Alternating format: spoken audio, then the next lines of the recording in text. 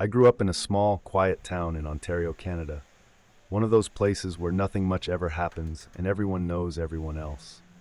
I never thought I'd leave, and for the longest time, I believed I wouldn't have to. That was before everything changed. Before my mother, well, before she became something else. I can still remember the first sign. It's been over 30 years, but I remember it like it was yesterday. I was 3 years old, barely old enough to form coherent memories, but that day has always stuck with me.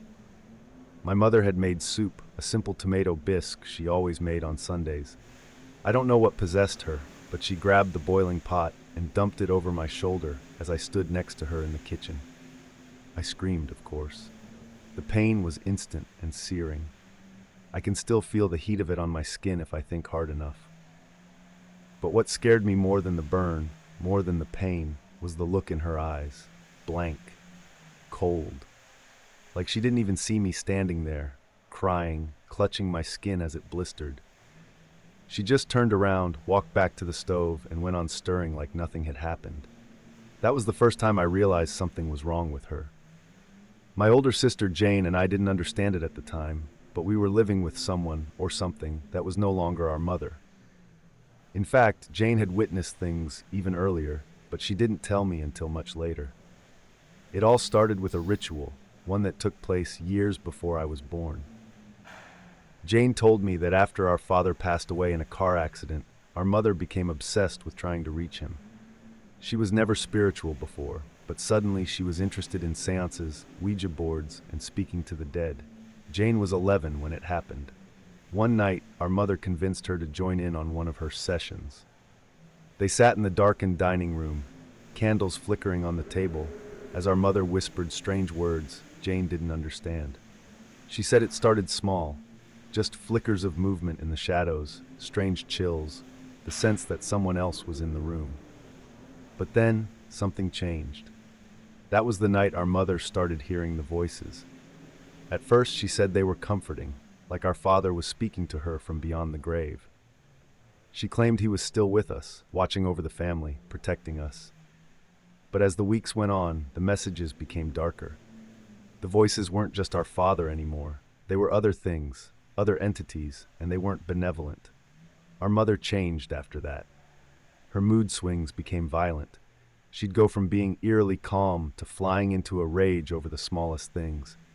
She started to withdraw from the world, spending more and more time in her room, whispering to herself, scribbling strange symbols on the walls. Jane and I knew something was wrong, but no one else seemed to notice. No one ever came around to visit.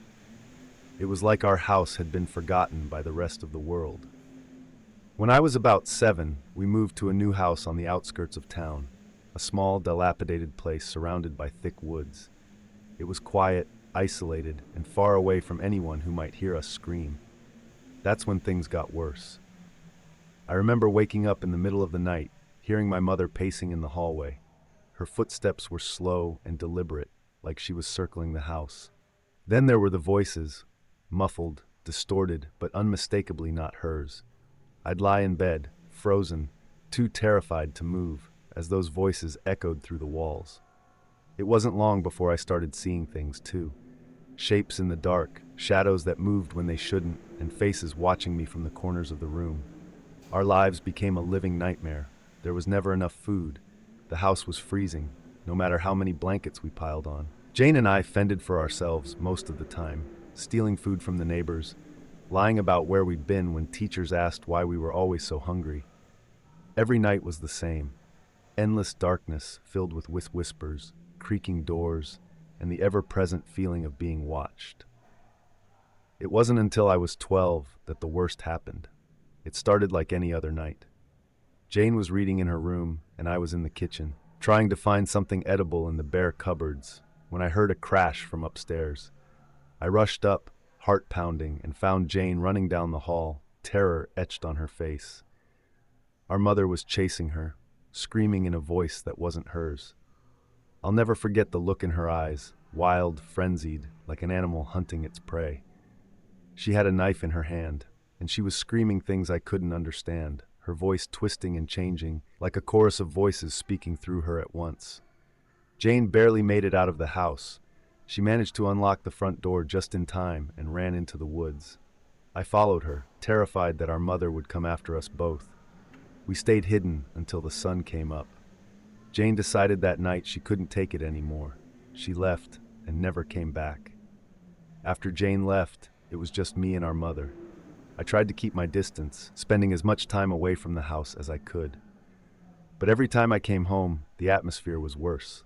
The voices were louder, more insistent, and our mother, she wasn't even recognizable anymore. She would sit in the living room, muttering to herself, scratching at her skin, hitting her chest with anything she could find. I watched her go through these fits, horrified, helpless, and all the while, the house seemed to close in around us.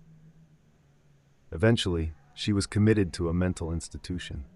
I thought things would get better, but when she came back, she was worse than before. The doctor said she was fine, but the minute she stepped back into that house, the voices returned. It was like whatever was tormenting her had been waiting for her to come back. I started seeing things again, her face in mirrors, twisted and wrong, shadows moving in the corners of my vision, doors slamming shut on their own. One night, I heard her speaking in tongues, her voice echoing off the walls as she smashed her fists into the floor. I knew then I couldn't stay any longer. I had to get out. So I did. I packed my things in the middle of the night, leaving everything behind. I drove until I reached California, a place as far from that house as I could imagine. For the first time in years, I felt a sense of peace. But even now, years later, I can't shake the feeling that something followed me. That whatever was in that house is still with me, lurking just out of sight, waiting for the right moment to return, because you can't outrun something like that. Not forever. Even in the bright, warm sun of California, I could feel it. At first, it was subtle. Just a chill that would run down my spine at random moments, or the sensation that someone was watching me, even when I was alone. I tried to brush it off, telling myself it was just my mind playing tricks on me, that I was still haunted by the memories of my childhood. But deep down, I knew better. It started small, like before. Flickers of movement out of the corner of my eye, objects shifting slightly when I wasn't looking. Then, I started hearing it again, the whispers. Faint at first, so quiet I could almost convince myself they weren't real. But they grew louder, more distinct, until I could make out words. They sounded just like the voices I had heard as a kid, back in that house, creeping up through the walls. Every night I'd lie awake, listening, waiting. I knew it was only a matter of time before things escalated. I started seeing her again, my mother. She would appear in the strangest places, reflections in the windows, in the bathroom mirror, her pale face staring back at me with those same hollow, lifeless eyes. It was the same face I remembered from that last night, twisted and contorted, like something else was wearing her skin. I thought maybe it was just my guilt for leaving her behind, for not doing more to save her. But then, the dreams started. In the dreams, I was back in the old house. It was always night, and I could hear the wind howling outside, just like it used to. The house felt colder than I remembered, and the shadows seemed to stretch on forever. I'd walk through the halls, my footsteps echoing on the wooden floor, and I'd hear her, my mother, crying softly from somewhere deep within the house. I never wanted to find her, but in the dream, my feet moved on their own.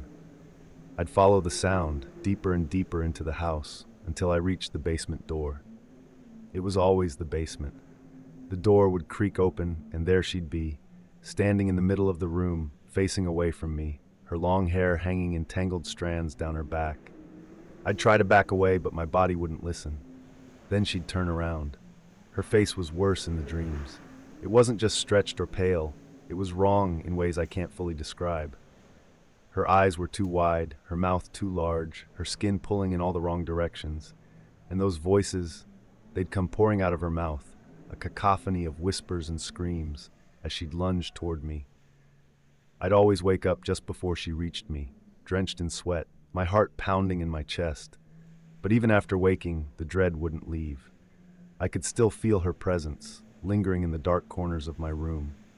I stopped sleeping altogether after that. The dreams were too real, too vivid. I started avoiding mirrors and reflective surfaces, convinced that if I saw her again, I wouldn't be able to pull myself away. But even in the daylight, I could feel her. Sometimes I'd hear her voice, faint and distant, calling my name. Then one night, it happened. I had been sitting in my living room, trying to drown out the whispers with the sound of the TV.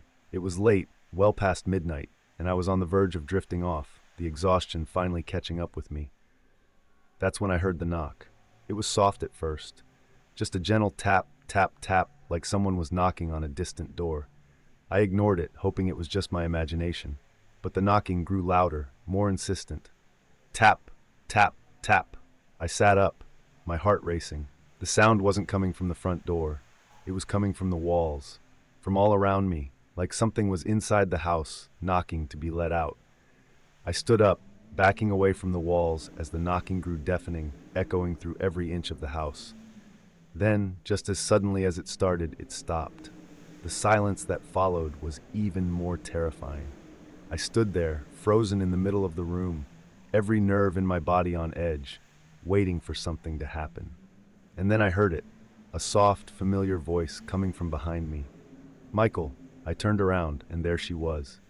My mother, standing in the doorway, her face twisted into that same grotesque expression from my dreams. Her eyes locked on mine, wide and empty, as she took a step toward me. "Michael, come home." I stumbled back, my mind racing, trying to convince myself that this wasn't real, that she wasn't really there. But she was. She was moving toward me, her hands reaching out, those same distorted voices spilling from her mouth. I ran. I don't remember grabbing my keys or even locking the door behind me. I just ran, as fast and as far as I could until I couldn't run anymore. I've been running ever since.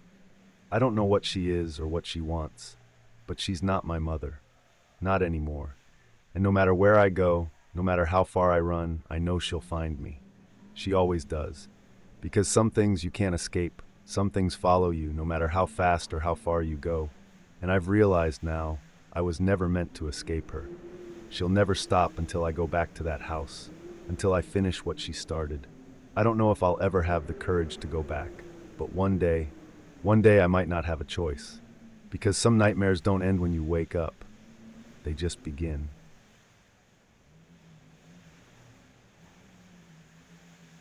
I've never told anyone this story before. Maybe because, deep down, I'm still trying to convince myself it didn't happen, that my mind was playing tricks on me.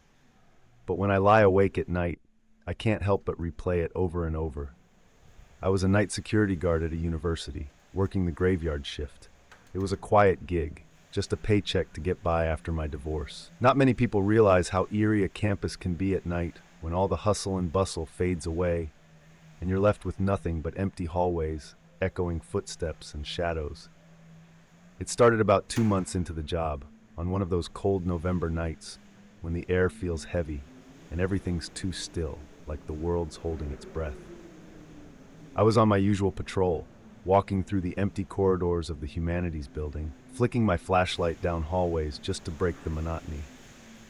I didn't mind the quiet at first. In fact, I kind of liked it. It gave me time to think. But that night, the quiet felt different, like something was off, though I couldn't put my finger on it. The first time I noticed anything strange, I was making my way back to the security office after doing a round through the main buildings. There's this big parking lot behind the campus, and I always did a quick scan of it through the security cameras before settling in for the night. It was nearly 2 a.m., the time when your body starts begging for sleep, but I was used to it by then. I clicked through the camera feeds, and that's when I saw it. Just a dark shape standing under one of the lampposts, motionless. At first, I figured it was a student, someone who'd forgotten their keys or decided to take a late-night walk. I zoomed in, trying to get a better look, but the cameras weren't the best quality, especially in the dark. I could barely make out the figure, a tall person, maybe 6.5 feet, with what looked like long, tangled hair.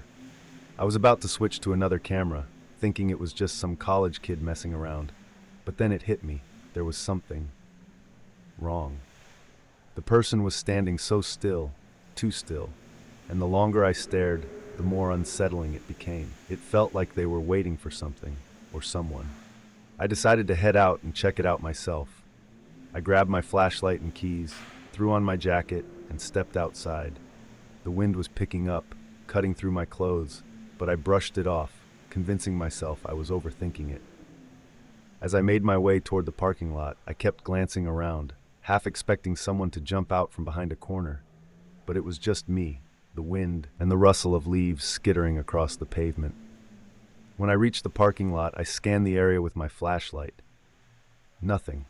No one was there. Just the empty rows of cars and the lampposts casting long, eerie shadows across the ground. I walked over to the spot where I'd seen the figure, my breath coming out in short puffs of steam in the cold night air. There was no sign anyone had been there. No footprints, no movement, nothing. I felt a chill crawl down my spine, but I shook it off and headed back inside, figuring maybe the camera had glitched or I'd seen a shadow in the wrong light. The next few nights were uneventful. I almost forgot about the whole thing. But then, about a week later, I saw it again. This time, it was on the live feed of the cameras, around the same time, just before 2 a.m. The same dark figure, standing under the same lamppost, not moving. It didn't make sense. I'd checked the spot. There was no way someone was there. But here's the thing. This time, it felt different. I couldn't explain it, but it felt like the figure was staring right at the camera, like it knew I was watching. My hands were cold and clammy, even though the room was warm. I couldn't tear my eyes away from the screen. I don't know how long I stared at it before I finally snapped out of it. I had to see for myself. I grabbed my flashlight again, but this time my hands were shaking as I fumbled with the keys. As soon as I stepped outside, I could feel the difference. The air was heavier, thicker somehow, and the silence wasn't comforting anymore. It pressed down on me, making it hard to breathe. I made my way toward the parking lot, but this time, I couldn't shake the feeling that someone or something was watching me. When I reached the spot, it was the same as before. No one there. But the moment I turned to head back, I heard it, a faint shuffling sound behind me. My heart pounded in my chest as I slowly turned around, but there was nothing, just the wind. I was halfway back to the security office when I heard it again, only this time it was closer. I turned, swinging the flashlight wildly, but the beam only caught the edge of a shadow disappearing behind one of the cars. My pulse was racing, and every instinct screamed at me to run, but I forced myself to stay calm. "Hello," I called out, my voice cracking. "Who's there?" No answer. Just that same shuffling, only now it was coming from behind me. I whipped around, but nothing. I started backing toward the office, my flashlight shaking in my hand, and that's when I saw it, just for a split second. A tall, shadowy figure, crouched behind one of the lampposts, its head tilted at an unnatural angle, like it was watching me. My blood ran cold. I didn't wait to see what it would do. I turned and ran, faster than I ever thought possible, my boots slamming against the pavement as I sprinted back to the office. My heart was pounding in my ears, and my breath came in ragged gasps. When I finally reached the door, I slammed it shut behind me and locked it. For a moment I just stood there, leaning against the door, trying to catch my breath. But the silence didn't last long. There was a soft tapping at the window, a slow, deliberate tap, tap, tap. I didn't want to look, but my body moved on its own, my eyes flicking to the small window beside the door. And there it was, that same figure, standing just outside the window, its face hidden in the shadows. But I could feel its eyes on me, feel the weight of its gaze. My stomach twisted, and my skin crawled with dread. I scrambled to grab the phone, my hands shaking so badly I almost dropped it. I dialed 911, barely able to get the words out as I tried to explain what was happening. The dispatcher's voice was calm, too calm, asking me if I was sure someone was there, if I'd been drinking, if I was hallucinating. I almost started to question myself, but then came the tapping again, louder this time. I turned back to the window, and my heart stopped. The figure was closer now, just inches from the glass, its face still obscured by shadows, but I could make out the hair, long, matted, hanging down over its shoulders. The dispatcher said the cops were on their way, but I didn't think they'd make it in time. I backed away from the window, clutching the phone to my chest, my eyes never leaving the figure. Then, without warning, the tapping stopped. The figure was gone. I didn't hear it leave, didn't see it move. It just vanished. I stared at the window, waiting for something, anything, but the night had gone still again.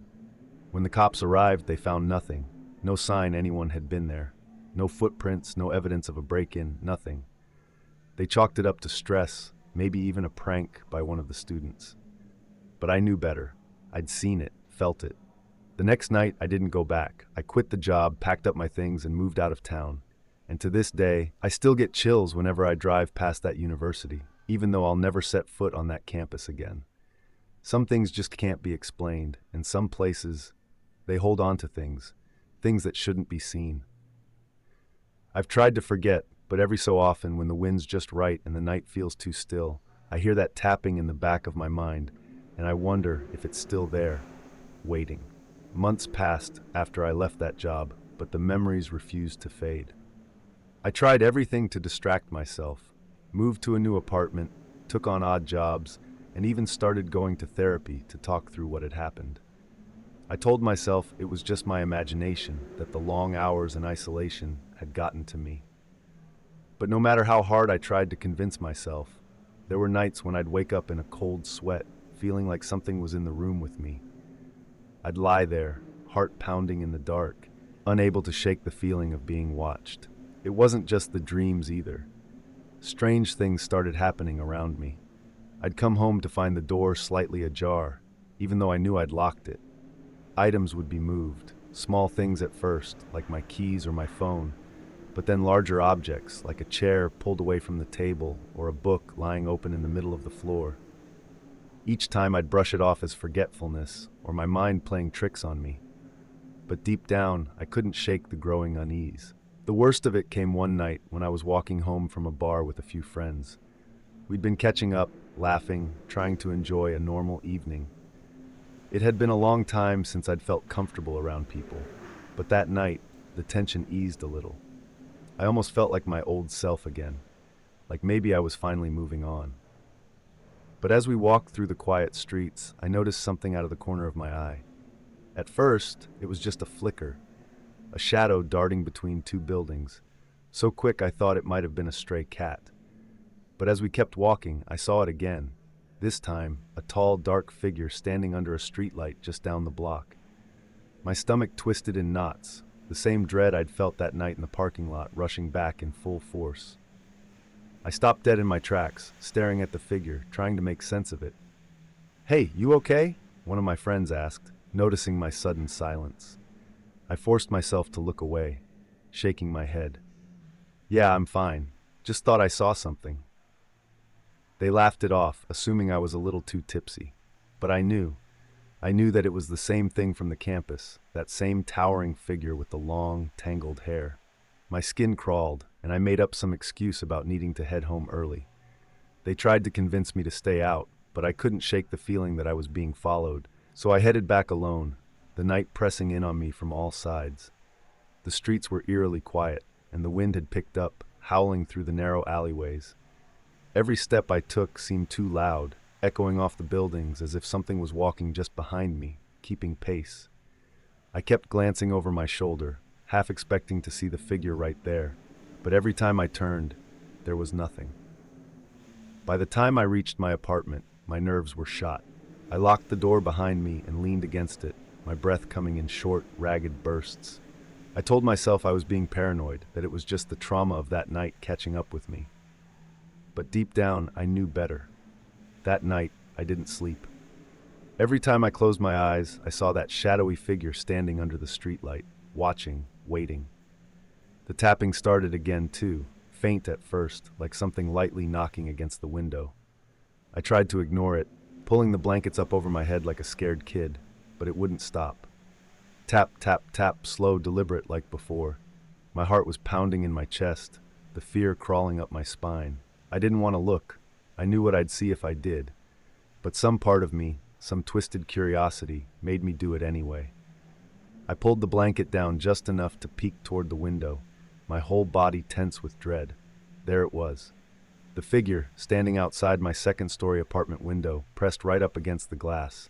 My breath hitched, and for a second I thought I was imagining it. But no, it was real. Its hair was hanging in long, greasy strands, and its face... I couldn't make out the details, but I could feel its eyes on me, staring through the glass, cold and unblinking. I couldn't move. I couldn't scream. I just lay there, paralyzed by fear, as the tapping continued, louder now. Tap, tap, tap. Suddenly, the figure raised one hand and placed it flat against the window. The glass fogged slightly beneath its palm, as if it was breathing against it. My mind raced. How could someone be standing outside my window, 2 stories up? It wasn't possible. But there it was, clear as day, its hand pressed against the glass, its breath fogging up the window. And then, in a slow, deliberate motion, it began to drag its finger down the glass, creating a long, squeaking line. The sound was unbearable, like nails on a chalkboard, and it cut through the silence like a knife. My skin prickled with terror. Just when I thought I couldn't take it anymore, the figure leaned closer, its face almost pressing against the window. That's when I finally saw it. Its eyes. They were hollow, empty, like 2 dark pits, and in that moment I knew this wasn't a person. This wasn't something human. I don't know how long I lay there, frozen, staring into those hollow eyes. It felt like an eternity, but eventually the figure backed away, fading into the shadows outside. The tapping stopped, the air went still again, and I was left alone in the suffocating silence. The next morning, I packed up and left. I didn't care where I was going, as long as it was far from that apartment, far from whatever that thing was. I've moved 3 times since then, each time farther away from that town, but no matter how far I go, I can't shake the feeling that it's still out there, watching. Sometimes, late at night, when the world is too quiet and the wind rattles the windows just right, I hear that tapping again. Slow, deliberate, tap, tap, and I wonder, how long can I keep running before it finds me again?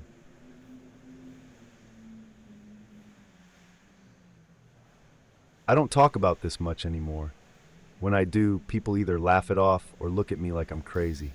But I know what I saw. I know what happened that night. And even though it's been years, I can still feel it sometimes, creeping back into my thoughts. No one believed me then, and I don't expect anyone to believe me now, but I have to get this off my chest. It was the night we won the championship, university basketball finals. It was the biggest game of our lives, and we pulled it off. I still remember the adrenaline coursing through my veins, the roar of the crowd, my teammates lifting me into the air. We were on top of the world, unbeatable. It felt like nothing could touch us, nothing could bring us down. After the game, we celebrated, hard. The whole campus was electric, and it felt like the entire town had come out to join the party. Drinks were everywhere, music was blasting, and people were going nuts. I'm not much of a drinker, but that night was different. I was riding the high of victory, invincible, so I let myself go a little. A beer here, a shot there. Before I knew it, everything was spinning in that hazy, light-headed way that comes when you're right on the edge of being drunk, but still think you're in control. Around 3 a.m., the party started to die down. People were passed out on couches or stumbling back to their dorms, and I figured it was time for me to head home too. I lived off campus, just a short drive away, and even though I probably shouldn't have been driving, I didn't feel completely out of it. I've done worse, right? So I grabbed my keys, said my goodbyes, and headed out into the cool, quiet night. It was one of those eerily still nights. The air was cold, almost too cold for spring, and the streets were deserted. No cars, no people, nothing. Just the soft hum of streetlights and the occasional rustling of wind through the trees. I remember shoving my hands into my jacket pockets, feeling the bite of the cold on my face as I made my way to my car. Everything felt weirdly surreal, like I was moving through a dream, the world too quiet after all the chaos of the party. I got in the car, started it up, and pulled onto the road. The streets were empty, the headlights cutting through the darkness in front of me. I felt that weird sense of isolation that hits you sometimes when you're out driving alone late at night, like you're the only person left in the world. It's just you, the road, and the blackness beyond the windshield. For a while, I zoned out, the steady rhythm of the tires on the pavement almost hypnotic. I'd driven this route hundreds of times before, but that night, it felt different. Off. I couldn't put my finger on it, but I had this growing sense of unease, like something wasn't right. Maybe it was the way the trees along the highway loomed darker than usual, or the fact that my breath seemed to fog up the inside of the car, despite the heat being on. But I told myself it was just the alcohol messing with my head. I just needed to focus on getting home. Then, I saw him. At first, I thought I was seeing things. I mean, it didn't make sense. Out of nowhere, in the middle of the road, there was this boy, just standing there, right in front of me. I slammed on the brakes, my heart lurching into my throat as the car skidded on the asphalt. Everything happened in slow motion. The screech of tires, the headlights illuminating this small figure standing perfectly still in the middle of the lane. His face was pale, almost ghostly, and he was wearing these old-fashioned clothes, like something out of a black and white photo. A little buttoned-up shirt, dark pants that looked too short, and shoes that didn't fit right. But it was his eyes that really got me. They were wrong. Dark, deep, like two black holes, and they were locked on me. I swerved, yanking the wheel to the right in a panic, but it was too late. The car spun out of control, tires screeching as I lost all grip on the road.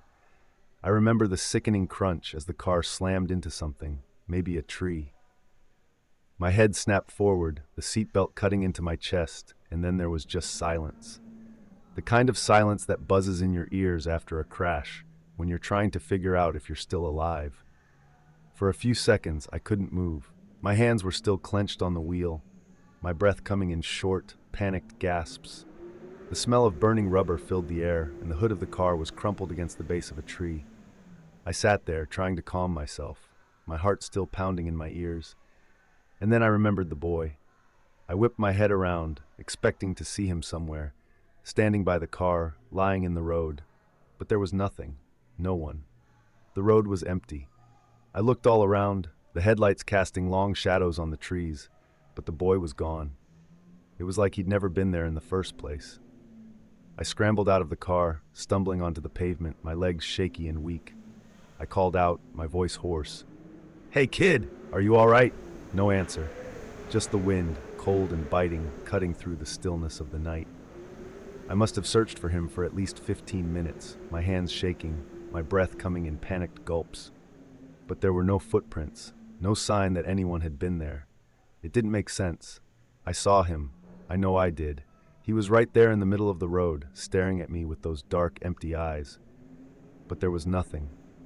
I stood there, staring down the empty stretch of highway, trying to wrap my head around what had just happened. Was I losing my mind? Had I hallucinated the whole thing? It didn't feel like a dream. It felt real, too real. Eventually, I forced myself to get back in the car. The front of the vehicle was a wreck, and I wasn't going anywhere, but I didn't want to stay out there any longer. Something about the silence, the darkness, felt wrong, like the world was holding its breath, waiting for something to happen. I called a tow truck, then sat in the driver's seat, waiting, the cold creeping into my bones. My eyes kept darting to the rearview mirror, half expecting to see the boy standing behind the car, but he never showed up. The tow truck came about an hour later. The driver, a burly guy with a thick beard, gave me a once-over, probably thinking I was drunk, which, to be fair, I kind of was. But I wasn't about to tell him what I'd seen. I knew how it would sound. "Rough night?" he asked, hooking up my car. "Yeah, you could say that," I muttered, pulling my jacket tighter around myself. I kept looking over my shoulder, scanning the trees for any sign of the boy, but there was nothing. Just darkness. The driver gave me a ride home, and I spent the whole drive staring out the window, trying to make sense of it. By the time I got back to my place, I was exhausted, physically, mentally, everything. I crashed onto my bed, hoping that sleep would help me forget about the whole thing. But it didn't. The next day, I couldn't shake the feeling that something was wrong. I kept replaying the night over and over in my head, the way the boy had just stood there, completely still, like he was waiting for me. And those eyes, they were the worst part. Black, bottomless, like there was nothing human behind them. I tried telling a few of my friends, but no one believed me. They all said the same thing, that it was probably the alcohol, that I was overtired, and my mind had played tricks on me. Maybe it was some weird trick of the light, or I dozed off for a second and imagined the whole thing. But I know what I saw. I know that boy was real. Over the next few weeks, the nightmares started.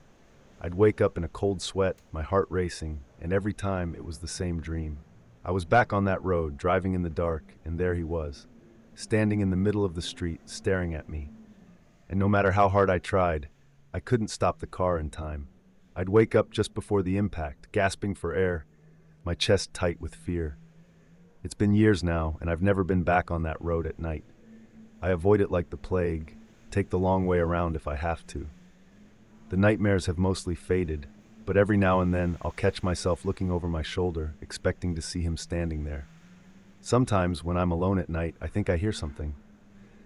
Faint, like a whisper, just at the edge of my hearing. It's probably nothing. But then again, maybe it's him. Maybe he's still out there, waiting. I wish I could say that things went back to normal after that. I tried to move on, I really did. But once something like that happens, when you see something you can't explain, it sticks with you. You think about it all the time. At first, it's just when you're alone, like when you're in the shower or trying to fall asleep. Your mind starts wandering, and before you know it, you're back there on that road staring into those black, empty eyes. But then, it starts creeping into everything. You're at work, sitting in a meeting, and suddenly you're remembering the way the boys' clothes looked, all old and tattered, like they didn't belong in this time. Or maybe you're driving and a shadow crosses the road, and your heart skips a beat because, for just a second, you think it's him again. I'd wake up in the middle of the night, my chest tight, convinced I'd heard something outside my window. I'd lie there, listening, waiting, my heart pounding in my ears until finally I'd get up and check. Every time it was the same. Nothing. Just the wind or the creak of the house settling. But it didn't stop the feeling. That horrible, crawling sensation that someone or something was watching me. A couple of weeks after the accident, I was driving back from a late shift at work. It was the first time I'd been out that late since it happened, and I'll admit I was nervous. I hadn't taken that road again. I refused to. Instead, I'd found this longer, roundabout way home that added almost 20 minutes to my commute, but it didn't matter. I couldn't bring myself to go near that place. The thing is, it didn't help. It was around midnight when I saw it again. Not the boy this time, but something.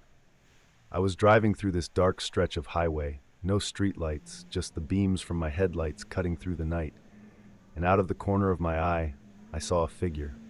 It was standing just off the road, right at the edge of the woods, barely illuminated by the headlights as I sped past. I only caught a glimpse, but it was enough to make my stomach flip. I slowed down, my pulse racing, and glanced into the rearview mirror, expecting to see the figure standing there in the road, just like before. But there was nothing. The road was empty.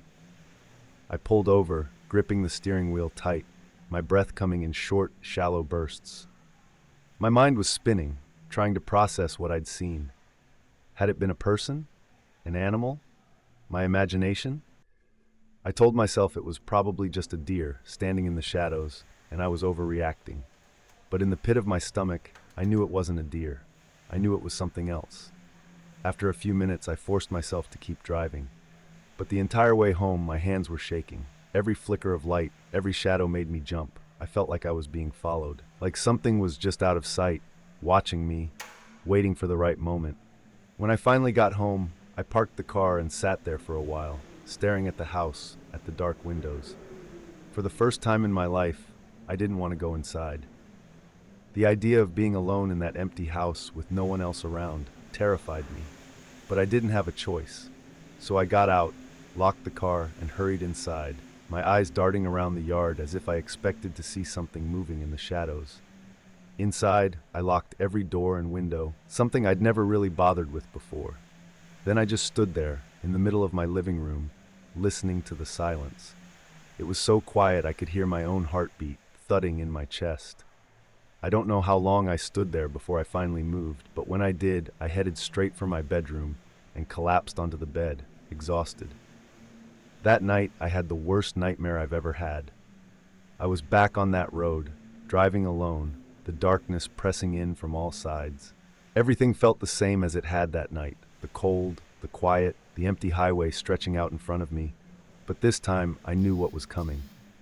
I could feel it, the dread building in my chest, my hands tightening on the steering wheel as I waited for him to appear.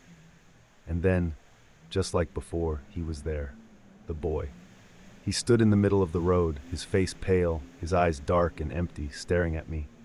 I slammed on the brakes, but this time they didn't work. The car kept moving, speeding toward him, and no matter how hard I pressed the pedal, I couldn't stop it. The boy didn't move. He just stood there, watching me, waiting for the impact. My heart was pounding in my chest, my breath coming in short gasps, and just as I was about to hit him, he opened his mouth, and he screamed. It was the most horrifying sound I've ever heard, this high-pitched, guttural scream that echoed inside my head. It wasn't human. It was something else, something primal, something that didn't belong in this world. And just as the car was about to hit him, I woke up. I sat bolt upright in bed, my heart hammering in my chest, my sheets soaked with sweat. My ears were ringing, and for a moment I couldn't shake the feeling that I'd actually heard the scream, that it hadn't just been part of the dream. I lay there, staring at the ceiling, trying to calm my breathing, but that sound, it stayed with me. The next day, I couldn't shake the feeling that something had followed me out of the dream. Every shadow seemed darker, every sound more pronounced. I couldn't concentrate at work, and every time I closed my eyes, I saw him. The boy, standing in the road, his empty eyes locked on me. That night, it happened again. The same dream, the same road, the same boy. But this time, when I woke up, the scream didn't stop. It echoed in my ears, long after I'd woken up. I was convinced I was hearing things, that my mind was playing tricks on me. But then I heard it again, faint but clear. It was coming from outside.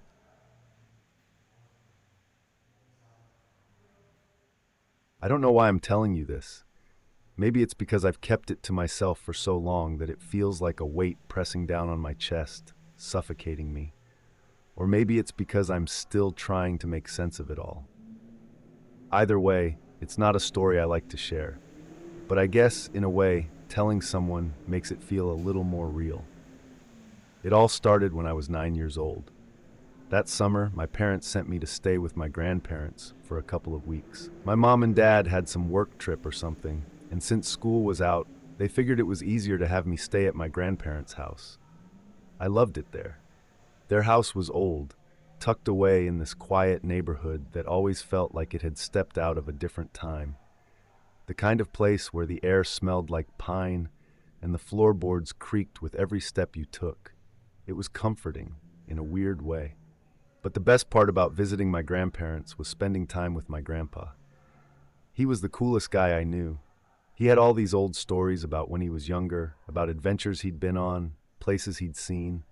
To me, he was like a hero.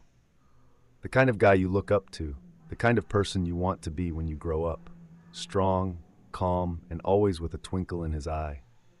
One afternoon, about halfway through my stay, I was bored and decided to explore the attic. It wasn't anything unusual. I'd been up there before with my grandpa, who loved showing me old family photos and keepsakes. The attic was like this mysterious, dusty treasure trove where every object had a story. It was the kind of place that felt both cozy and strange, filled with the smell of old wood and paper, with beams of sunlight cutting through the cracks in the wooden walls. That day, though, my grandpa was outside fixing something in the yard, and my grandma was in the kitchen making dinner, so I went up there alone. I was just poking around, moving boxes, peeking into old chests. The attic was big, with low ceilings and beams that you had to duck under if you didn't want to hit your head.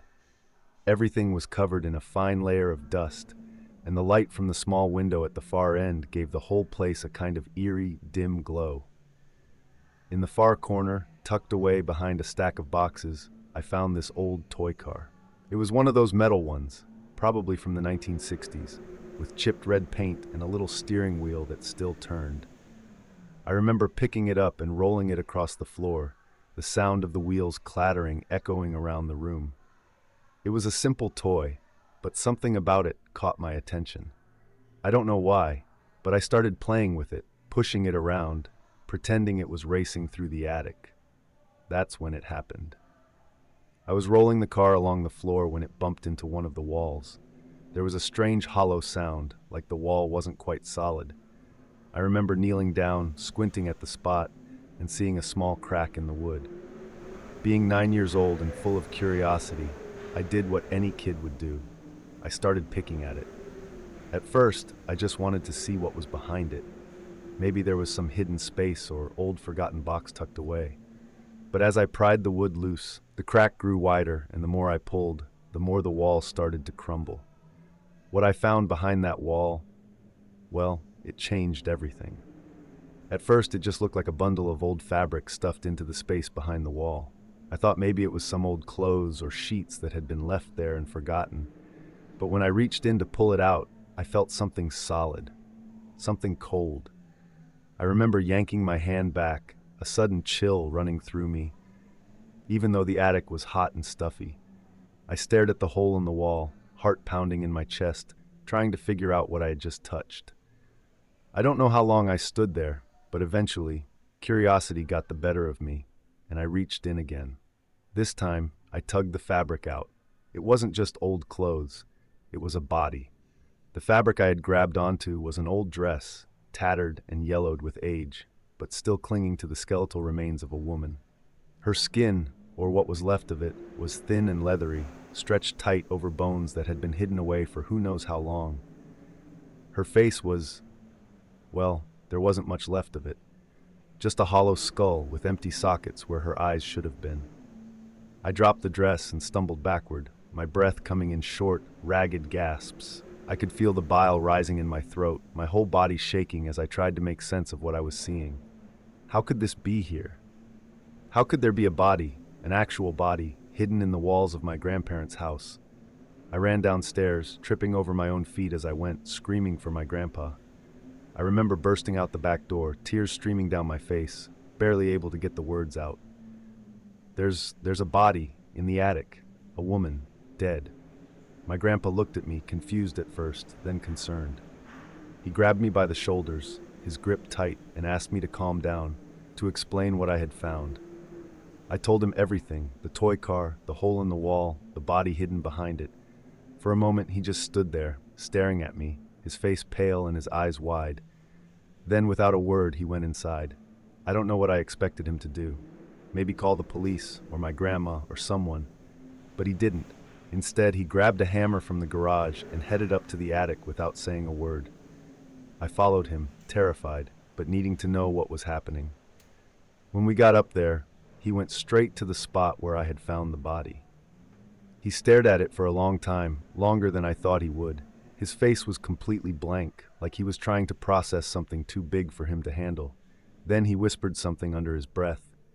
I didn't catch it at first, but then he said it louder. "It's her." I asked him what he meant, but he just shook his head, his hands trembling as he dropped the hammer. I had never seen my grandpa like that before. He was always so calm, so steady, but now he looked scared. I didn't understand it at the time, but the way he was acting sent a chill down my spine. It wasn't until later that night, after my grandma had gone to bed, that he finally told me the truth.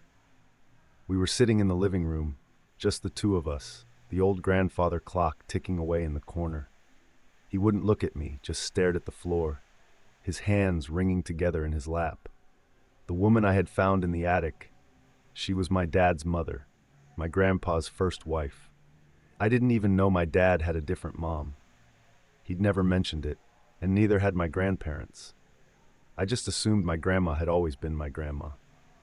But that night, my grandpa told me the truth. Years ago, when my dad was just a boy, my grandpa and his wife had gotten into a terrible fight. He didn't go into the details, but he said it had been about money, about stress, about things that had been building for years. One night, during a particularly bad argument, things got out of control. My grandpa had pushed her, he said it was an accident, but she fell, hit her head on the corner of a table, and she died. I remember sitting there staring at him, not knowing what to say. I didn't understand. How could this be real? How could the man I had always looked up to, the man I'd idolized, have done something like that? He told me he had panicked. He didn't know what to do. So in a moment of desperation, he hid her body in the attic, sealed it up behind the wall, and told everyone she had run off. Left him and my dad without a word. He'd kept that secret for years, never told a soul. Until I found her. I couldn't look at him after that. I couldn't believe it. The man I had trusted, the man I had thought was the strongest, most dependable person in my life, had been hiding this horrible truth all along. I left the next day. I told my parents I wanted to go home early, made up some excuse about not feeling well. I didn't tell them what I'd found, didn't tell anyone. But the image of that woman's body, my real grandmother, stuck in my head for months, years even. I still think about it sometimes, about how everything I thought I knew about my family, about my grandpa, was a lie. And no matter how hard I try, I can't shake the feeling that if I hadn't gone into that attic, if I hadn't played with that old toy car, I'd still be living in that lie. Sometimes I wish I hadn't found her at all. Leaving my grandparents' house that morning felt like escaping a nightmare. My dad picked me up, and the entire drive home, I couldn't look at him the same way. I wanted to tell him so badly what I'd found, what Grandpa had done, but every time I opened my mouth, the words got stuck in my throat. How do you tell someone that their father, the person they've trusted and loved their whole life, is a murderer?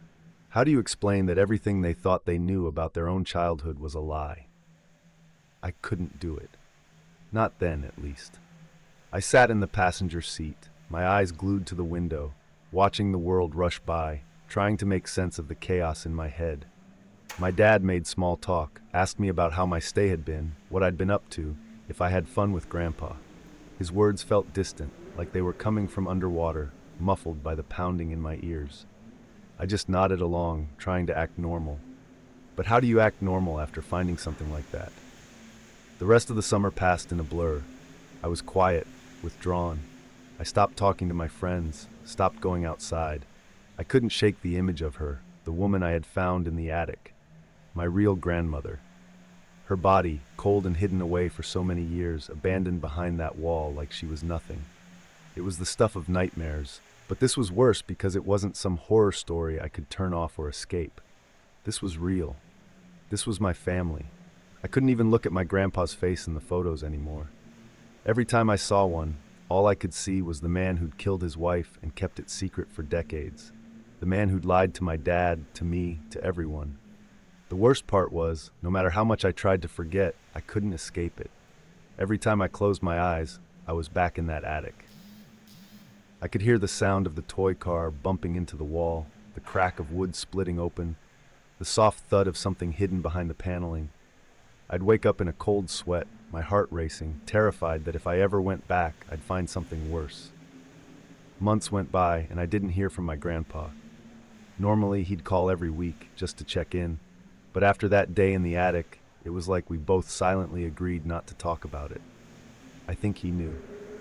He knew what finding that body had done to me, how it had shattered everything I thought I knew about him. And maybe in his own way, he was ashamed. But even if he was, he never said anything.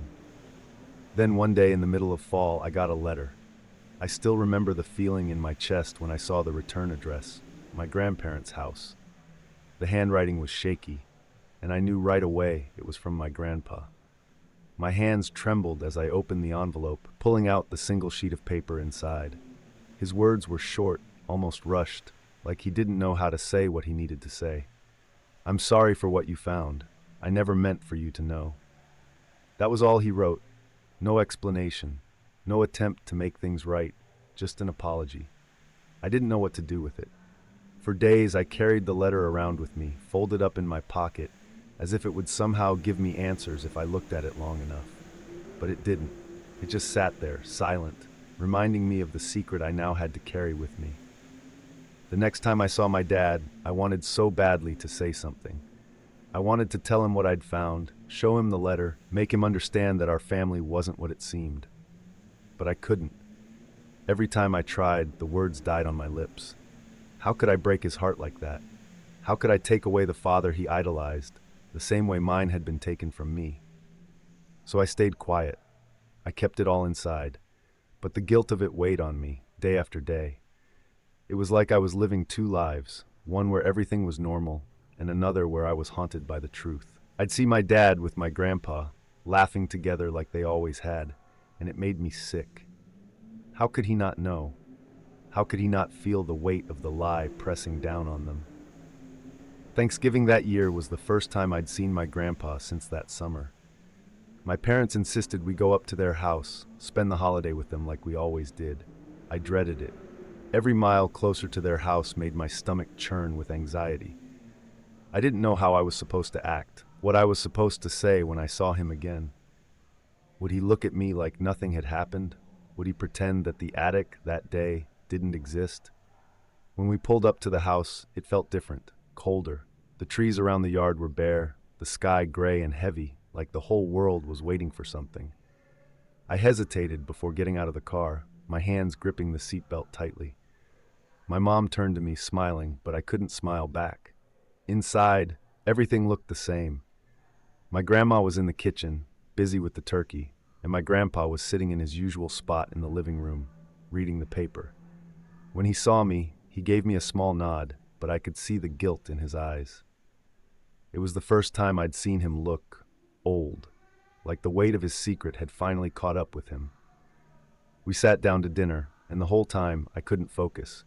The clinking of silverware, the chatter around the table, it all felt distant, like I was watching it happen from far away. My grandpa didn't talk much, which was unusual for him. Normally he'd tell stories, make jokes, keep everyone laughing, but that night he was quiet. His eyes kept flicking toward me, as if he was waiting for me to say something, to confront him in front of everyone. But I didn't. After dinner, I wandered up to the attic. I don't know why I went up there. Maybe part of me needed to see it again, to convince myself that it had all really happened. The air was cold and musty as I climbed the creaky stairs, the familiar smell of dust and old wood surrounding me. When I reached the top, I hesitated. The spot where I'd found the body was still there, though now it was boarded up. Grandpa had sealed it after that day, but I could still feel her presence, the weight of her death hanging in the air. As I stood there staring at the wall, I heard the door creak open behind me. I didn't have to turn around to know who it was. "She was my mother," my dad's voice said quietly. My heart stopped. Slowly, I turned to face him. He was standing in the doorway, his face pale, his eyes filled with a mix of shock and sadness. "I found your letter," he said, holding up the note I'd carried for months. "Why didn't you tell me?" I didn't know what to say. My mouth opened, but no words came out. I had wanted to tell him for so long, but now, standing there in front of him, all I could feel was guilt. Guilt for keeping the secret, guilt for the pain he was feeling now. He looked around the attic, his eyes settling on the boarded-up section of the wall. "I talked to Grandpa," he said, his voice shaking. "He told me everything. I don't even know what to think anymore." The weight of the moment crushed me. I had always feared this conversation, but now that it was happening, it felt unreal. My dad, this man who had always been so strong, so steady, looked broken. I had never seen him like that before, and it terrified me. "I'm sorry," I whispered, my voice barely audible. "I didn't know how to tell you." He just shook his head. "It's not your fault." We stood there in silence for what felt like hours, the weight of the truth pressing down on us both. Finally, he let out a long, shaky breath and said, "I guess some things we can never really understand." We left the attic together, neither of us saying another word. The rest of the weekend passed in a blur. My grandpa didn't speak to us much, and my dad kept to himself. It was like a storm had passed through the house, leaving behind a quiet, uncomfortable tension that none of us knew how to handle. That was the last Thanksgiving we spent at my grandparents' house.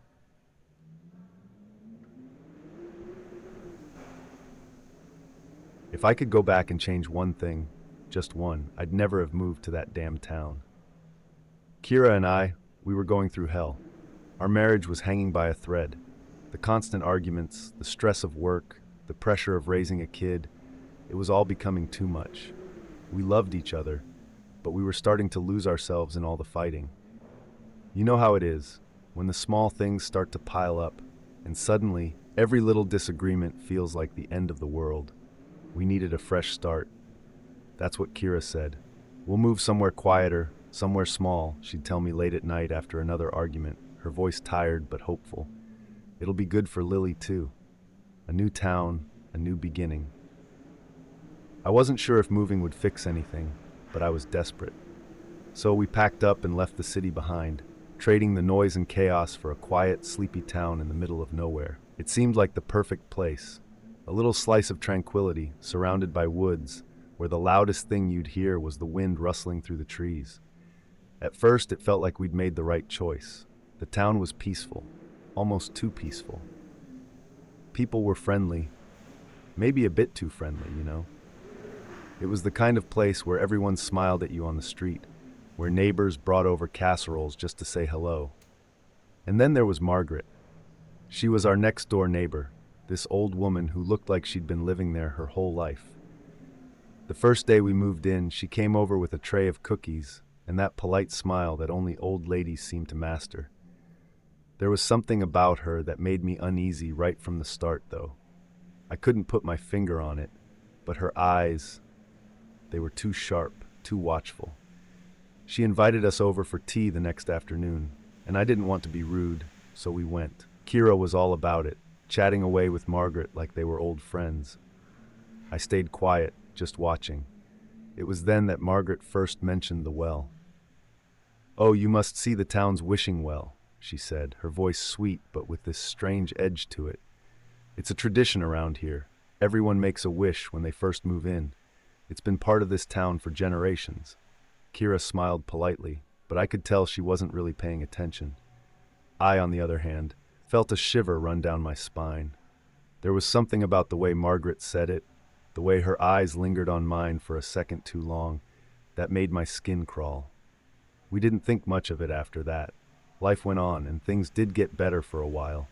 We stopped fighting so much. Kira and I started spending more time together, doing simple things, cooking meals, watching movies. I felt like maybe this move was exactly what we needed. Even Lily seemed happier, running around the yard like she didn't have a care in the world. But then, something changed. It was subtle at first, little things that I might have brushed off as coincidences. Every time I went into town, I'd hear people talking about the well. In the grocery store, at the post office, even just passing people on the street, they'd all mention it in passing, like it was some kind of obsession. "Have you made your wish yet?" they'd ask, like it was the most normal thing in the world. At first, I laughed it off. It was just a small-town quirk, right? People believed in superstitions, especially in places like this. But after a while, it started to get under my skin. Every conversation seemed to circle back to that well. It was almost like everyone in town was trying to push us toward it, like they were waiting for us to take part in this strange ritual. One night, after another argument with Kira, it had been a rough day, and we'd fallen back into old habits. I decided to take a walk. I needed to clear my head. The woods behind our house were quiet, and the moon was barely a sliver in the sky. The air was cold, biting at my skin as I walked deeper into the trees. I didn't know where I was going, I just needed to get away. That's when I saw it, the well. It was old, ancient-looking, made of crumbling stone, with moss creeping up the sides. I hadn't realized how far I'd walked, but somehow I'd ended up right where I wasn't supposed to be. The woods around it were silent, unnaturally so. No wind, no animals, just this oppressive stillness that hung in the air like a thick fog. I stood there, staring at it, my heart pounding in my chest. I don't know what came over me, but I felt this pull, like the well was calling to me. I heard footsteps behind me and turned to see Margaret, her figure barely visible in the dark, but her voice was unmistakable. "Go ahead," she said softly, her eyes gleaming in the moonlight. "Make your wish. It'll make everything better." I should have walked away. I should have turned around and gone home. But in that moment, I was desperate. Desperate for things to get better with Kira, desperate for the happiness we had once had, desperate for anything that would take the pain away. So I made a wish. I don't even remember what I said exactly. Something about wanting everything to be okay, for our family to be happy again. It felt like the words weren't even mine, like something else was speaking through me. But when I finished, Margaret smiled, this knowing, twisted smile, and said, "Every wish comes with a price." I didn't understand what she meant. I didn't want to understand. I just wanted to believe that everything would be okay now, that the wish would work. And for a while, it seemed like it did. The next few days were perfect. Kira and I didn't fight. My work picked up, I got a promotion, and even Lily seemed more cheerful than ever. It was like everything I'd wished for had come true. But then one night, I woke up to this sound, a scream. It was Lily. I shot out of bed, my heart racing, and ran to her room, but when I opened the door, she was gone. Her bed was empty, the window wide open. The cold night air blew the curtains softly, but there was no sign of her. Kira and I searched everywhere. We ran through the house, calling her name, our voices breaking with panic. We searched the yard, the woods, the street, nothing. It was like she had just disappeared into thin air.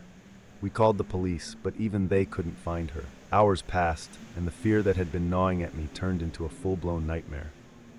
Then I remembered Margaret. I stormed over to her house, banging on the door like a madman. When she finally opened it, she was calm, too calm, like she had been expecting me. "You know where she is," I shouted, barely able to contain my anger. "What did you do?" Margaret just smiled, that same eerie smile she'd given me at the well. "You made a wish," she said. "Now you must pay the price." "What price?" I demanded. "What are you talking about?" "You can't get something for nothing, dear," she said, her voice soft but cold. "You wished for happiness, but happiness always comes at a cost. You must choose, your wife or your daughter. Only one can stay." I felt my blood run cold. It was like the world had tilted on its axis, and nothing made sense anymore. Choose? How could I choose? I looked at Margaret, the horror sinking in as I realized what she was saying. Lily was missing because of the wish. And now I had to decide. In that moment, I felt something break inside me. The fear, the anger, the panic, it all dissolved into this hollow, desperate feeling. I wanted to scream, to hit something, but I knew it wouldn't change anything. I don't know how long I stood there, frozen, my mind racing, but eventually I made my choice. I chose Lily. When I got back home, I found her in her room, just like nothing had happened. She was sitting on her bed, her face pale, her eyes distant. She didn't say a word, didn't even look at me. It was like the light inside her had gone out. My little girl wasn't there anymore. Just a shell. And Kira? She was gone. Not a trace of her anywhere. I searched the house, screaming her name, but deep down I knew. I knew what I'd done. I had traded Kira for Lily, but in doing so, I had lost them both. I tried to confront Margaret again to undo the wish, but she just laughed. "Once a wish is granted, it cannot be undone," she said. "This town, we all live with the price of our wishes." That's when I realized the truth. Everyone in that town had made a wish, and everyone had paid the price. They were all trapped, just like me, bound to the well and its cursed magic. Now I live with the weight of that choice every day. Lily's still here, but she's not really here. I've lost my wife, and my daughter is a stranger, and I can't ever escape it. Because no matter how far I go, the well is always waiting. I thought that making the choice would bring some kind of peace. At least then, I'd have Lily. At least I'd have a part of my family. But the truth is, I had lost everything the moment I made that wish. Lily wasn't Lily anymore. She was back physically, her little body sitting on the edge of her bed, her hair falling over her face. But she didn't move like she used to, didn't speak, didn't smile. There was nothing behind her eyes, no spark, no recognition. It was like looking into a deep, dark well, just like the one that had ruined everything. I tried everything to bring her back. I spent hours sitting by her bed, reading her stories, holding her hand, begging her to talk to me, to be the daughter I once knew. But all I got in return was silence. She'd stare at me, those once bright eyes now dull and lifeless. I'd look into them, hoping to see a flicker of something, some part of her that still knew me, still loved me. But all I saw was emptiness. And Kira? God, I don't even know how to describe the feeling of waking up every day, knowing she's gone, knowing I chose to let her go. I could still smell her on her pillow, still hear the soft echo of her laugh in the corners of the house, but she wasn't there. She'd never be there again. And it was my fault. Days turned into weeks, and I started losing track of time. The house felt like a tomb, cold and hollow, with Lily just drifting through it like a ghost. I'd watch her, sometimes for hours, hoping for any sign that she was still my little girl. But every day it became clearer. Whatever had come back from the well wasn't my daughter. It wasn't human. At night, I'd lie awake, my mind replaying the events over and over. The well, Margaret, the wish. I'd hear strange sounds in the house, creaking floorboards, whispers that I couldn't quite make out. The air was always cold, no matter how high I turned up the heat, and it smelled of damp earth, like something was rotting beneath the floorboards. I tried not to think about it, tried not to imagine what price the other townsfolk had paid, what secrets were buried beneath the surface of this cursed place. But then I started seeing things. It started small. I'd catch glimpses of Kira, just out of the corner of my eye, her reflection in the hallway mirror, or standing by the kitchen door. But when I turned to look, she'd be gone. At first I thought it was just my mind playing tricks on me, my grief manifesting in cruel ways. But the sightings became more frequent, more real. One night, I woke up to the sound of someone humming, a soft, familiar tune that Kira used to hum when she was putting Lily to bed. My heart raced and I shot out of bed, stumbling through the dark toward Lily's room. The humming was coming from inside. I froze at the door. My breath caught in my throat as I listened, terrified to go in but more terrified not to. Slowly I pushed the door open, my pulse pounding in my ears. There, sitting on the edge of Lily's bed, was Kira. She was facing away from me, her dark hair cascading over her shoulders, her body still as stone. The room was freezing cold, and the air felt thick, heavy, like something was pressing down on my chest. "Kira?" My voice trembled, barely more than a whisper. She didn't move. She just kept humming, softly, almost like she was trying to soothe Lily. I took a step closer, my heart in my throat. "Kira, is that you?" Finally, she stopped humming. Slowly, agonizingly slow, she turned to face me. Her face was pale, far paler than I remembered. Her eyes were hollow, dark, just like Lily's. There was no life in them, no warmth, just this void. Her lips parted, and I expected her to say something, but what came out wasn't a voice. It was a sound, a low, guttural groan, like something dead trying to speak. I stumbled back, the breath catching in my throat as I tried to comprehend what I was seeing. "Kira, no, this isn't real," I muttered, shaking my head. But it was real. And in that moment, I realized what I'd done. I had wished for Lily to come back, but the well had twisted my wish. It hadn't just taken Kira away, it had claimed her. The next morning, she was gone again. No trace of her, just like before. But I knew she wasn't really gone. Not completely. I could still feel her presence in the house, lingering like a shadow, watching, waiting. It wasn't long before things got worse. Lily, or the thing that used to be Lily, started changing. She'd sit in her room for hours, not moving, not speaking. But sometimes I'd hear her laugh. It wasn't her laugh, though. It was this eerie, high-pitched giggle, like a child's but wrong somehow. Like it didn't belong to her anymore. Then there were the drawings. She started scribbling on the walls with crayons. At first, just little stick figures, but over time the drawings grew darker. She'd draw the well over and over again, its jagged stones and the blackness inside. She drew strange figures standing around it, shadowy figures with hollow eyes just like hers. And always, there was something in the well, something lurking at the bottom, waiting to come out. I couldn't take it anymore. I couldn't stand to see her like that, knowing that I had caused it. I had to do something. I went back to Margaret's house, desperate for answers. She opened the door before I even knocked, as if she knew I was coming. Her face was the same calm mask, but there was something cold in her eyes now, something knowing. "You want to undo it," she said before I could speak. I nodded, my throat tight. "Please, I'll do anything. Just bring them back, both of them." Margaret shook her head slowly, that eerie smile creeping across her lips. "You made your wish. The well does not give without taking something in return. That is the way it works." "There must be a way," I begged. "There must be a way to fix this." She stepped closer, her voice dropping to a whisper. "The well is ancient. It feeds on your desires, but it also feeds on your sacrifices. It cannot be undone. You asked for happiness. You got what you asked for. But this isn't happiness," I shouted, my voice cracking. "This is a nightmare." Margaret's smile widened, and for the first time I saw something dark and twisted behind her eyes. "Happiness is subjective, my dear. You asked for your family, you got them back, but they are no longer yours. They belong to the well now." I stumbled back, my mind reeling. The truth of what she was saying settled in, like a weight pressing down on my chest. There was no fixing this, no undoing the wish. I had doomed Kira, doomed Lily, and myself. The well didn't just grant wishes, it consumed them. I ran from Margaret's house, my legs barely able to carry me. I had to get away, had to leave the town, had to escape this nightmare. But when I got back home, I found something that shattered the last bit of hope I had left. Lily was gone. Her bed was empty, the room cold and silent. On the wall she had drawn one final picture, a figure standing at the well, looking down into the darkness. And beside the well, two shadowy figures. One was Kira, the other was Lily.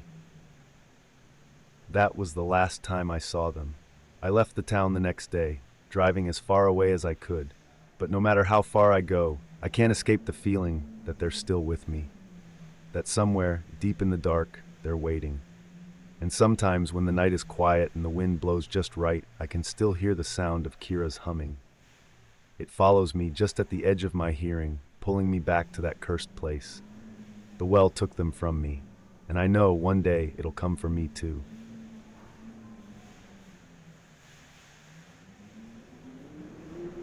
You ever do something that seems like a good idea at the time, but ends up being the kind of decision that haunts you for the rest of your life? Yeah, that's pretty much how I feel about that cave.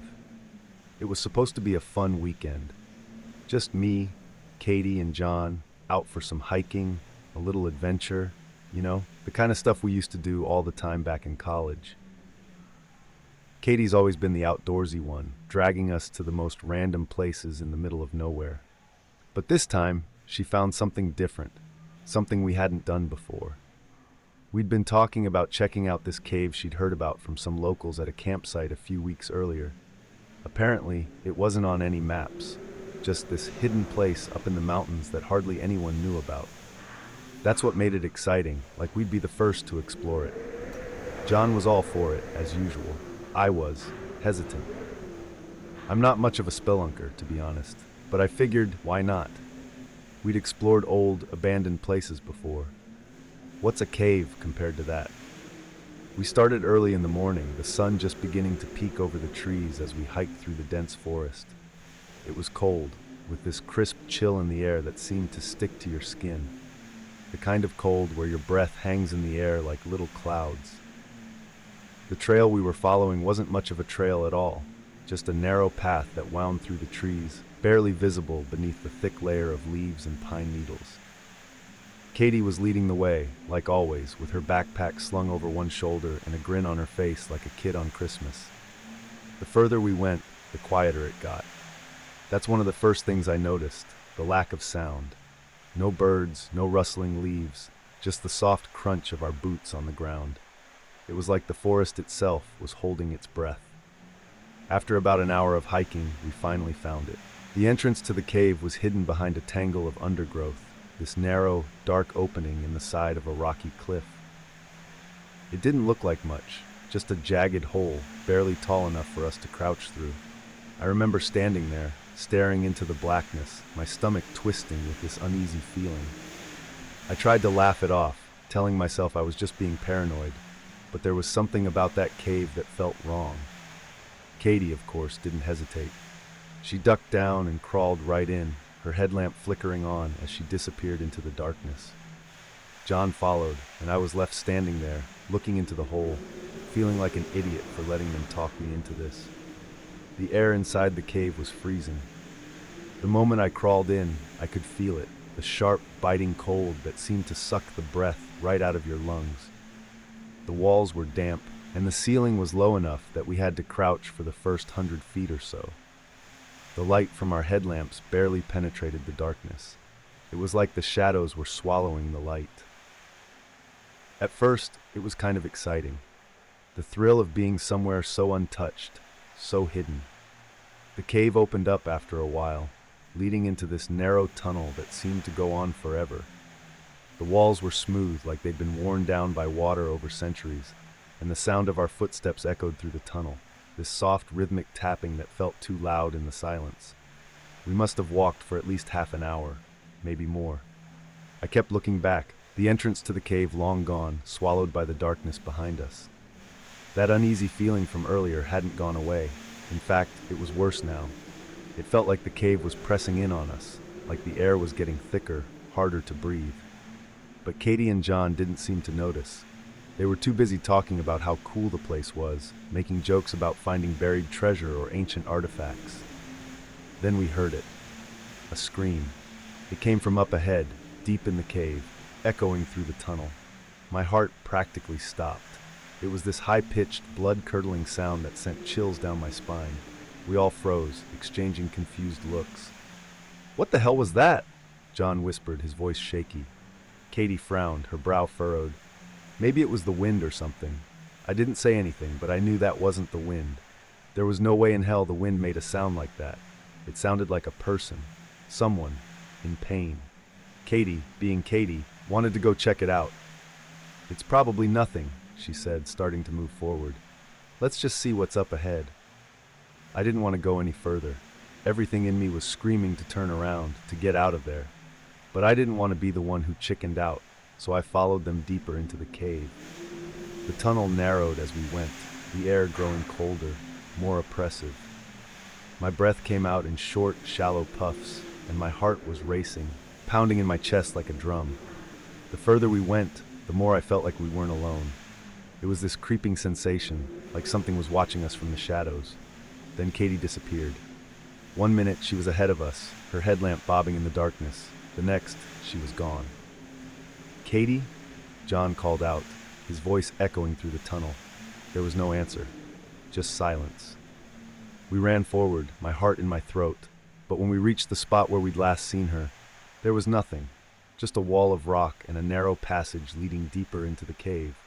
John looked at me, panic flickering in his eyes. "Where the hell did she go?" "I don't know," I whispered, my hands trembling. That's when we heard it again, the scream. This time it was closer, too close. It echoed through the cave, bouncing off the walls, and I swear to God, it sounded like Katie. John bolted toward the narrow passage, calling her name. I followed, every instinct in my body screaming at me to turn around, to get the hell out of there. But I couldn't leave her behind. We squeezed through the narrow passage, our headlamps barely illuminating the path in front of us.